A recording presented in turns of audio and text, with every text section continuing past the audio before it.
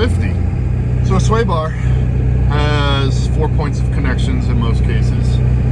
2 of them are on the axle on driver passenger side, and then the other 2 points are with links that go to the frame. Wah wah wee wah. So what happens is when you go into a turn, the axle, as you know, the body of the vehicle starts to roll left to right, back and forth. That sway you feel, and the axle twists.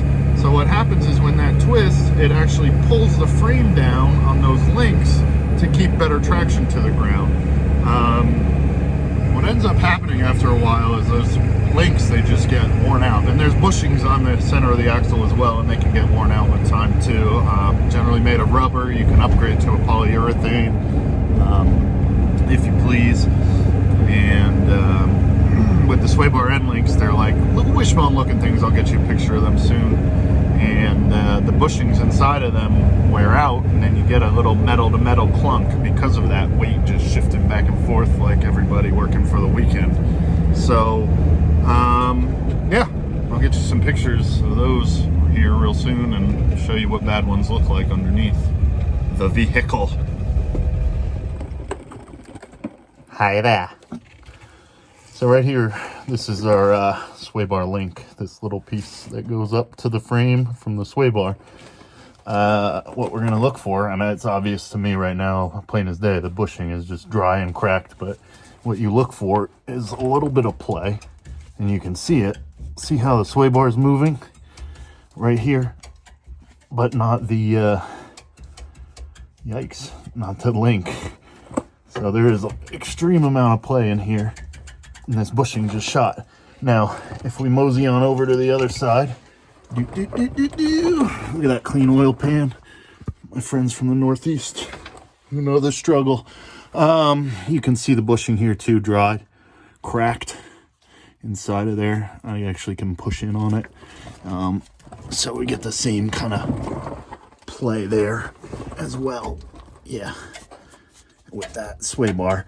Now, it's always good to do this on flat ground. If you're not on flat ground, it can put stress on that, and you can make it harder to diagnose because there will be flex and there will be tension on the side of the sway bar and the link. So get yourself on flat ground. Obviously, these are bad. Let me go show you what new ones look like because I already went and got them.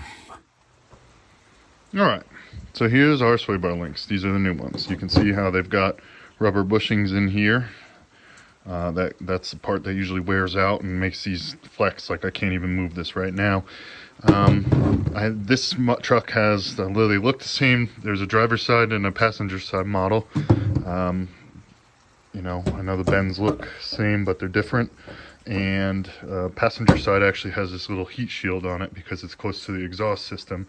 So that heat shield prevents heat from melting the rubber bushing inside of there. Comes with new hardware, so you can get those thrown into the truck, and that should get rid of that clunky noise in the front end at least.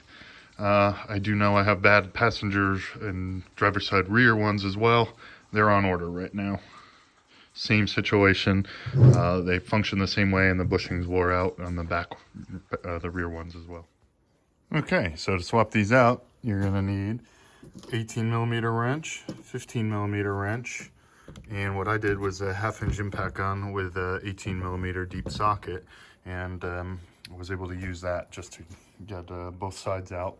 One of them couldn't get the impact gun in on, so I was able to take the bolt out with the 2 wrenches. All right, we're back. We're gonna just whiz these suckers out real quick, and yeah, right there. Got an impact gun here to speed up the process. So take your lower bolts out and your upper bolts. Get your safety glasses on for this.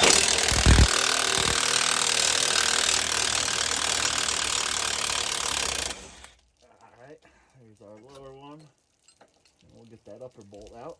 Swap out this piece to see how flexible that is. Gross. All right, let's just compare real quick. Here's the old one. I took one of the old ones out.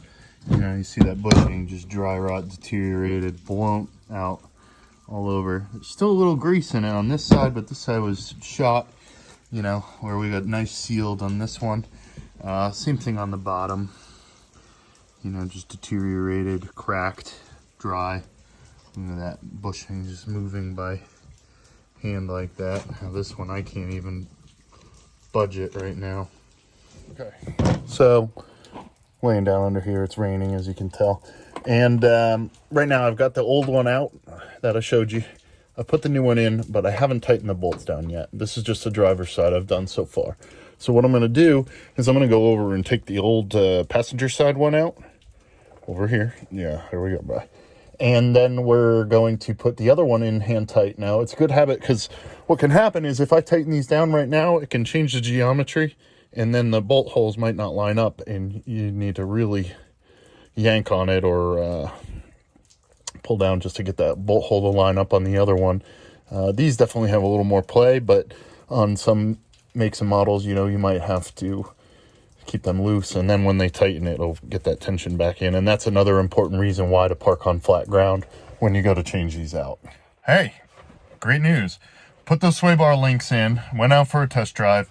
That clunk, so much less now. I know you couldn't hear it really well in the video when it started, but I can tell in here because it just resonates like na-na-na-na-na-na.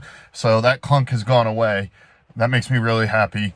I'll be getting the rear sway bar links tomorrow. They're coming into the store. I'll pick them up in the morning, and then we'll be able to get those in, and it'll just be a lot smoother, quieter ride. So I'm pretty excited about that. So